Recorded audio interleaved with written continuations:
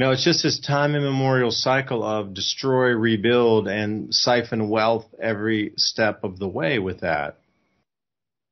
I'm just wondering, after this amount of destruction sweeps through the world, who's going to be responsible for rebuilding it?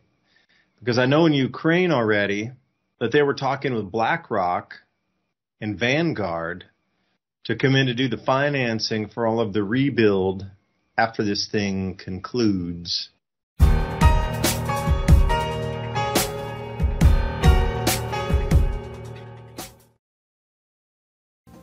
The world we live in right now and the way it's moving, instead of looking at the distraction which they want you to see front and center, however you believe in whatever you think about that, I'm just going to leave that as the distraction that is front and center because it truly is. But take a moment to look in the periphery of our world and see how many things have gone awry in terms of economy, food production, society, and then ask yourself if you think what we're seeing now is a distraction for the collapse. Because as I'd been working on the Adapt 2030 channel for these last years, I kept seeing this slow motion train wreck, and I was thinking, it just cannot continue without somebody finally noticing that something has come off and the rivets have busted, keeping metal parts together, whatever it is. That eventually it's going to be so noticeable that the world will wake up and say, whoa, we have a huge problem here. Now that's if everything continued in its working fashion. There would have to be the blame from somebody because you can't have entire global systems break down and nobody notice and then just say, well, I don't know, it just broke down one day. But I think we have the culprit to explain away every single thing that will emerge from this point in terms of reasons why everything has broken down. The everything that has broken down was already there anyway. This just gives the excuse so you don't have any culprits. You don't have any fingers to point. It's just, it was because of the war. It was because of the closure of the Straits of Hormuz. It was because of the this, that, or the other. They stopped manufacturing and sending us stuff. But Gerald Celente, who I'm going to be getting on an interview with, he put out a tweet today earlier that said, as I've said, World War III is on. It only becomes official after the first nuke strike. Gerald wishes everybody an excellent day. I watched him with Daniela Camboni on Stansberry Research, and he broke down, man, when she's like, yeah, Gerald, you called that. The realization of it actually hitting our world just made him freeze and break down to tears for just a moment before he could recompose himself.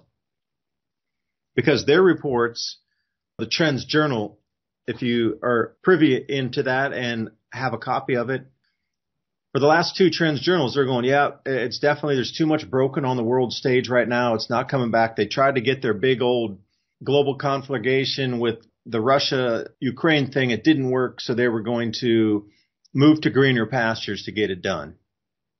Because I really say this, everything is on the precipice at the moment of full collapse anyway without all of these other things happening. And the way that the word Great Reset, remember Klaus Schwab, Great Reset? Remember that was a hot topic for a minute about a year and a half ago, and that suddenly disappeared off the lexicon radar. But you're seeing this Great Reset marching forward. And as we go through tonight, we can talk about some of the changes to be expected in terms of how AI might be used after this, whatever finishes up. And that's the only way we could possibly allow humanity to move forward. We have to put it in the arms of AI because humans are non-trustable. They're too angry. They're too vicious toward each other. So let's just do everything with AI. And then AI can redivide the country maps like they did after World War I and World War II. AI can now create a new world map section to create the most peaced and harmonious with all the peoples together. And also the AI can maintain the 15-minute cities to guarantee that there's enough supply that is distributed equally across the planet, that everybody has enough. Marjorie has taught millions of people how to grow an abundance of food in a grid-down situation, even if you have no experience, are older, or out of shape. I've spent decades finding the fastest, easiest, and funnest ways for the average person to be able to grow a lot of food. I've created a step-by-step process that's so simple that even kids to elders have been using it in order to grow a lot of their own food. And you can too, even if you have no experience, you're older, or you're out of shape. Marjorie's free webinar provides you with the tools and knowledge that you need to thrive during these difficult times. You'll learn Marjorie's 3-part system for quickly producing vegetables, eggs, meat, and much more. Go to homegrown2030.com. That's homegrown2030.com, or click on that link in the description box below. And now on with the video. And nobody will go without, especially in the 15-minute cities. So after this, I am going to say they're definitely going to try to push the world to allow everything to be AI controlled under one global governance structure, including the economy, which will probably take a digital form. I'm just saying. But anyway, Ransom, thank you for joining tonight. I know we got a ton of ideas to roll through, especially with the SEC dropping the lawsuit against Ripple. So you know we're going to digital settlements on that. Ooh, anybody who's holding XRP, hang on to the clothesline and a hurricane. Yeah. I think what I was last hearing you talk about is, all roads do lead to Rome there. You said it exactly. That is exactly their plan from their own lips, from the AI control to the 15-minute cities. And I'm getting a chance here where I live to see it being created and built in real time.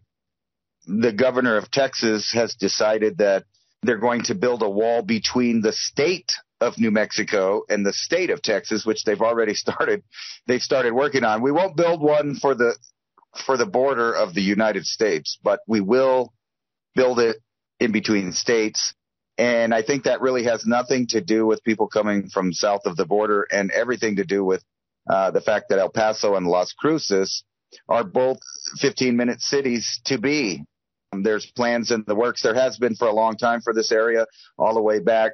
I'm sure you remember the concept for the North American Corridor that got canceled a couple times from local governments, but they never gave up on that idea. And basically what they're doing is they're converting Interstate 25 to become that North American Corridor. And yeah, it's really weird. And they're claiming it's because of the flow of traffic from south of the border. But I have a feeling that has really nothing to do with it. The way that it's being designed is what we've talked about many times. It's the beginning of the infrastructure for major cities. And keep in mind that if you're not familiar with the area, Juarez, El Paso, and Las Cruces are soon to become a megalopolis, which is 100 miles of straight businesses, commercial real estate, and housing. So just all in a row. So not like New York where you have skyscrapers, but just complete development along the interstate. That's where it gets controlled, tracked, and traced, because I'm sure you've seen some of the new surveillance cameras that they've set up on all the interstates. They're these giant, I'm not sure exactly how tall they are, maybe 30-foot poles with cameras, license plate readers, facial recognition, all that stuff. We're in the ongoing building phase. And the reason that they stopped using the Great Reset is because we're in the middle of it. They don't want you thinking about it at all now. You're supposed to be distracted with all the wars around the world that are really only one war. This is the last war that they're trying. They're even using the old, name of it, the war to end all wars. People are throwing that around already. But there are some really trippy articles out there that they're not even trying to hide it really too much anymore or distract you. Instead, it's become the main event, the main stage for you to watch it crumble right before your eyes. So right here's a good one. And this is ironic because I came up with a new theory, possibly. My son is going to one of the education centers trying to get a certificate for the government so he can be a good citizen. Today he went to a skills development seminar or something, and they were handing out free books. One of them was 1984 George Orwell. On the back of the book, it says, "The party told you to reject the evidence of your own eyes and ears. It was their final, most essential command." And then think about this. Here's the article right here, ironically, going on at the same time as educators are sneaking books to people that are probably soon to be banned. because we live in this exact description of the future. Biographers of the legendary writer's wife says darkness that runs through 1984 is a reflection of his soul. Well, he was a eugenicist, and he was part of those circles that believed in some really weird stuff. And just like the cosmic rule that you got to tell someone before you do things to them, that's exactly what one of these books was. I think the other one they gave him was Fahrenheit 451, which is ironic. I've made a video about that because that's happening in a digital format. And if you've seen the recreation of their movie based on that book, in the future, that's now, language was boiled down to one world language, and that was the emojis, because they weren't allowed to use words, and you couldn't have books, you couldn't own paintings, you couldn't have any thoughts of your own. Oh, ain't that nice? That's nice. This is something that I mentioned to you a couple of years ago, and it turns out I'm not the only one that thinks the math of the Olmec calendar, which they're calling the Mayan calendar in this article and several others, is actually off by about 12 years. There's no argument that the amount of years in it, that's 5,126 years. The argument is that it's possible, based on the accurate depictions of each eclipse and where it was going to be in that area, that actually it was 12 years off. And 2023 is actually the end of the Mayan calendar. Not saying that they thought that the world was going to end or anything like that. But this, according to a bunch of people, it's a growing number, say the mathematics points out to 2023, December 21st. So that will be the end of their calendar. So it wasn't 2012, by the way. It was now, or it possibly is now. Maybe that's not an accident that they miscalculated the original spread of their idea of the calendar, but it seems that the calendar actually ends in December of this year and starts anew in 2024, which is ironic, another divisible by 12, 24 year. Yeah, do we see the Devil Comet coming in at this time as well? A colossal city-sized comet with horns, and an explosive volcano is heading towards Earth. The Devil Comet. No, I don't have the perihelion on that one right now, but sure looks like it could fill in. Can you imagine the arrival of this thing? And also at Ransom, I sent you that pet goat image as well, with a sinking aircraft carrier and a mushroom cloud in the background. And I'm thinking, wow, how, on time is all of this happening? Because, that one point you made up of the draft, even putting them through boot camp or whatever, basic training, just the way everybody's been brought up today, I'm not sure how effective they would be either.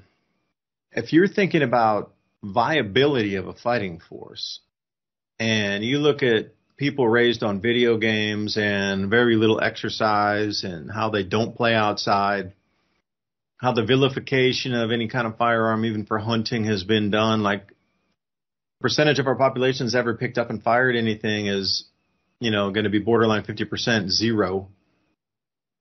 And then you put them over there against a hardened force, it's going to be a Charlie Foxtrot, as they say. So I'm looking at that, and how many of you are willing to go overseas to fight?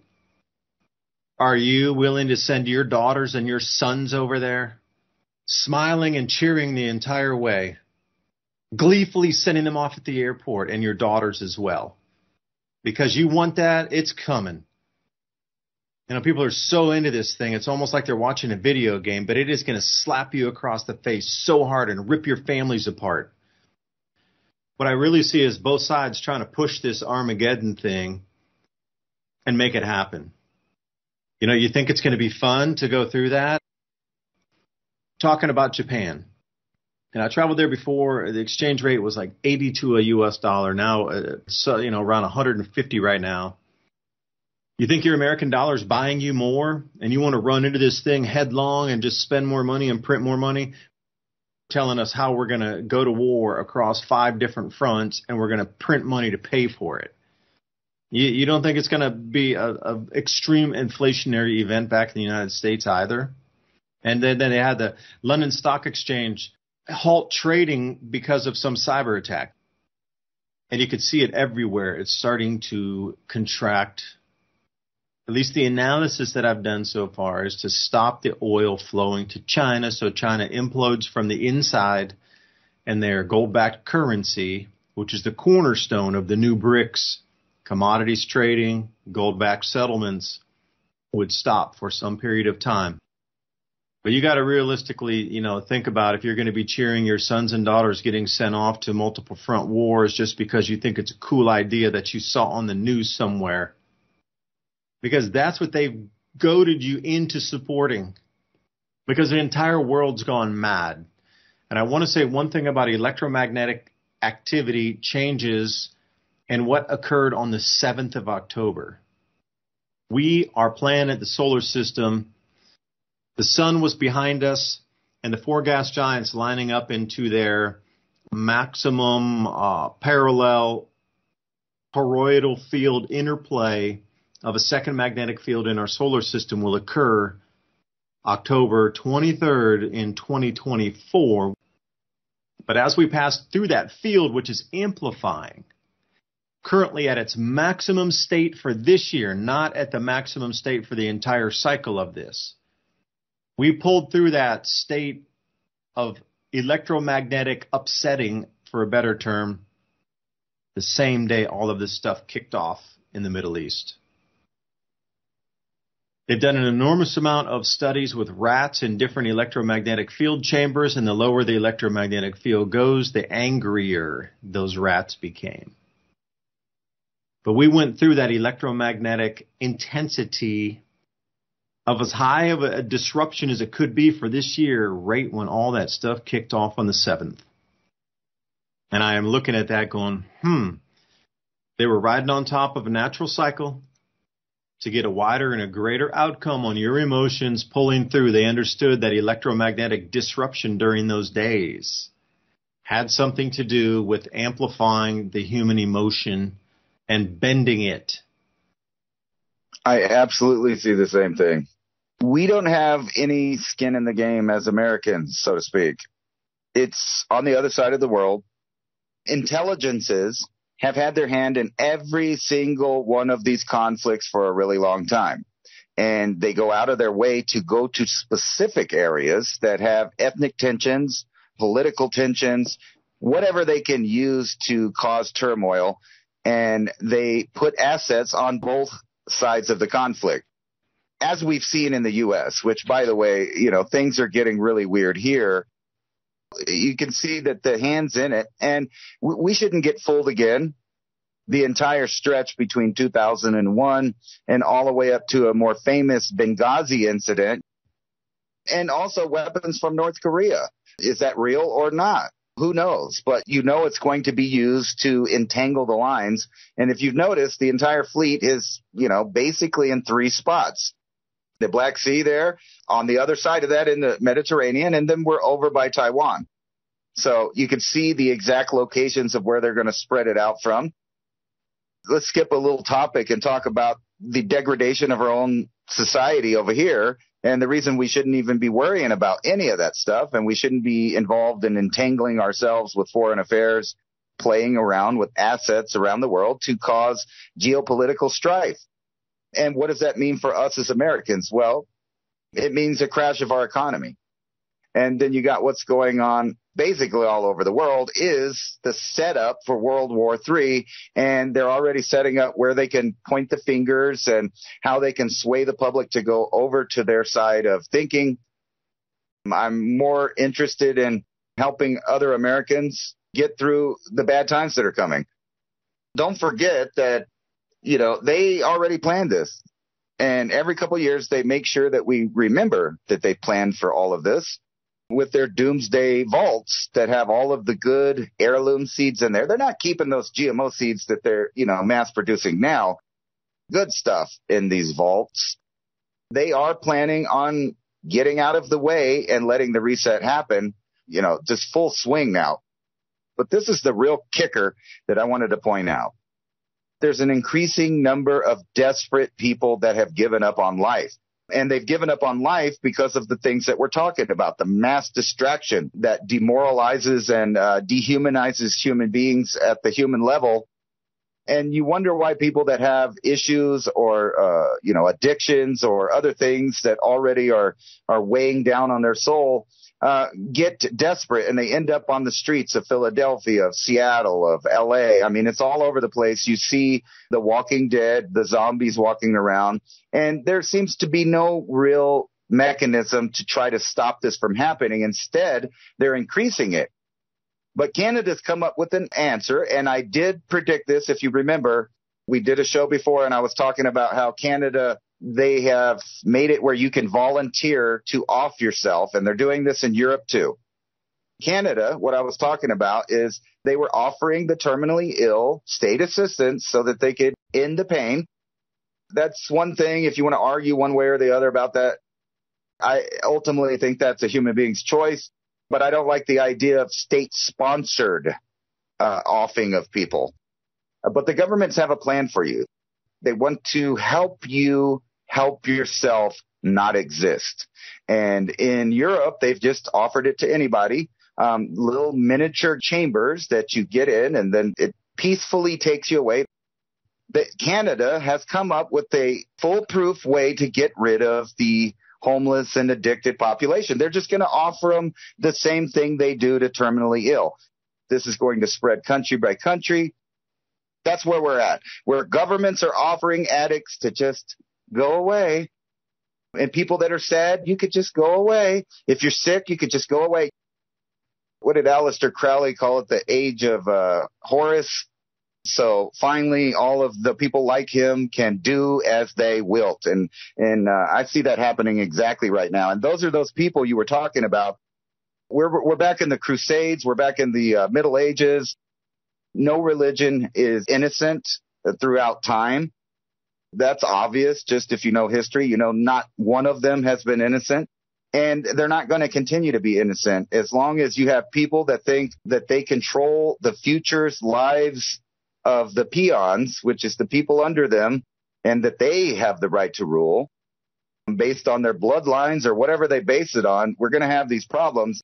Their mouths are watering because they see it, that they finally have an opportunity for their one world order. And George Bush Sr., unfortunately, he didn't get to see his promised land. But you remember, he said, I think finally we have a real chance of seeing a new world order so that the rule of law rules and not the rule of the jungle.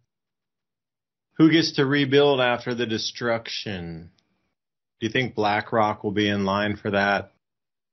Because we see the same cycle. It's just silliness any way you look at it. Go through something, destroy it. Banks come in and rebuild it. Companies come in and rebuild it. Whether you're talking about Halliburton and BlackRock currently, further back after World War II, with Conoco and other oil companies coming in to set up the Middle East after the North African campaigns in Tunisia and Algeria. It's just this time immemorial cycle of destroy, rebuild, and siphon wealth every step of the way with that.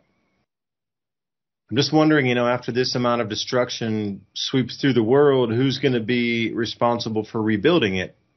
Because I know in Ukraine already that they were talking with BlackRock and Vanguard to come in to do the financing for all of the rebuild after this thing concludes. Where does that take us?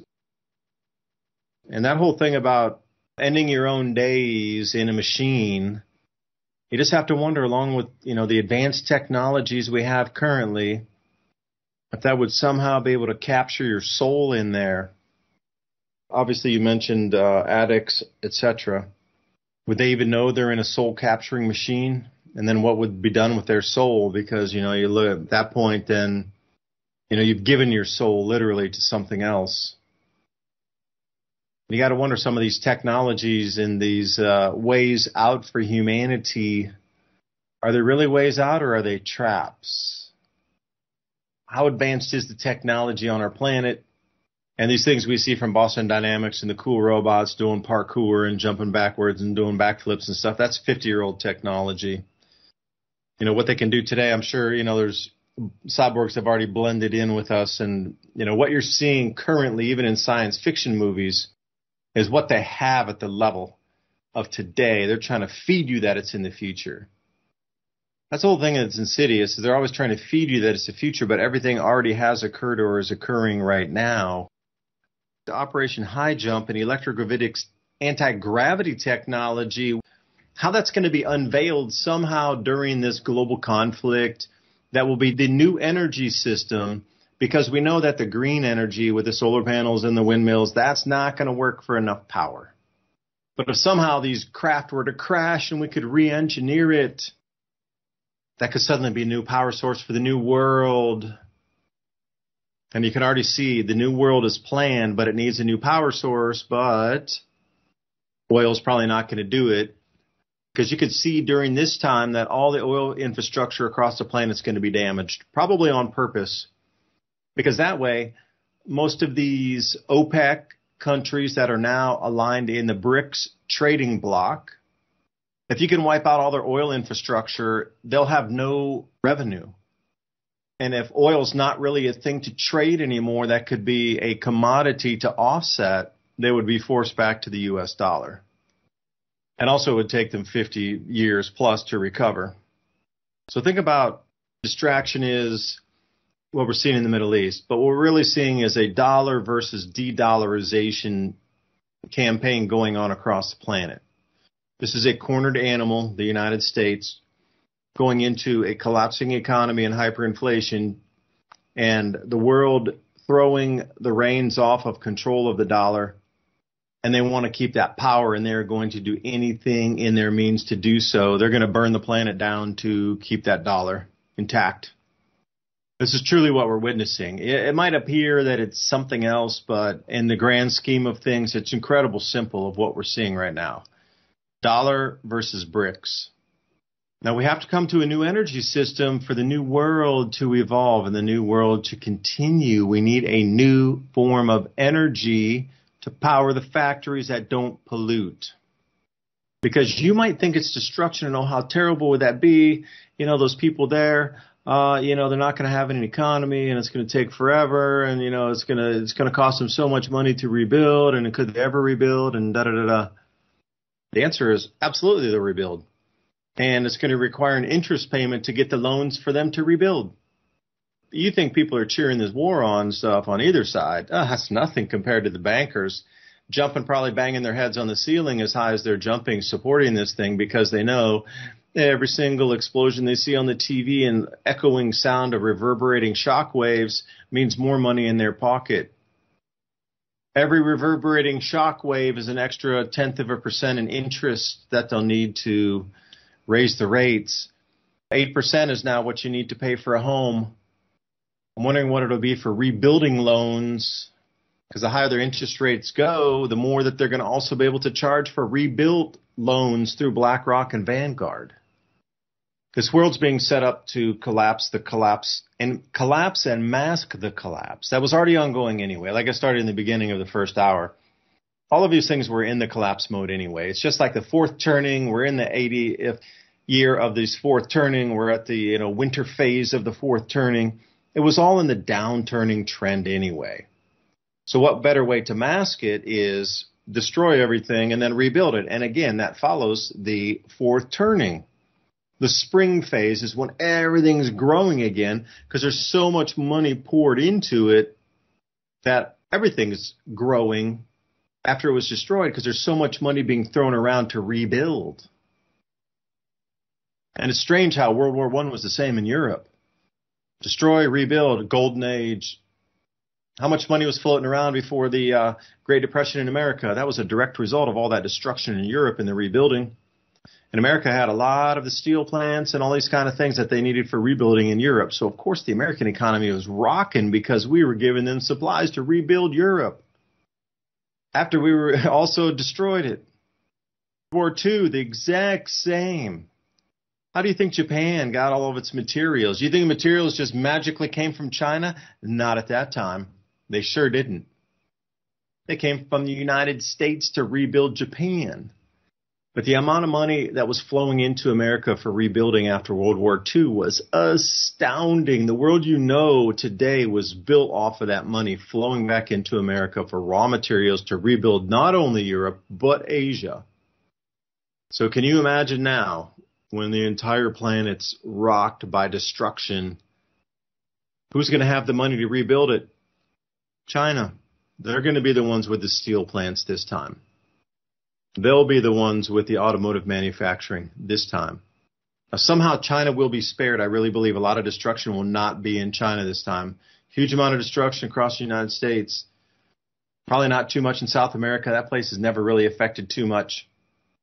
But you're going to watch the switcheroo, like they have always said, oh, the wars never touched American soil in World War I or World War II. But if China's left alone, along with Russia, then they would be the ones that would rebuild. And then all of a sudden, the BRICS currency makes sense because all that money is going to flow in because they have all the hard manufacturing that we left go in America.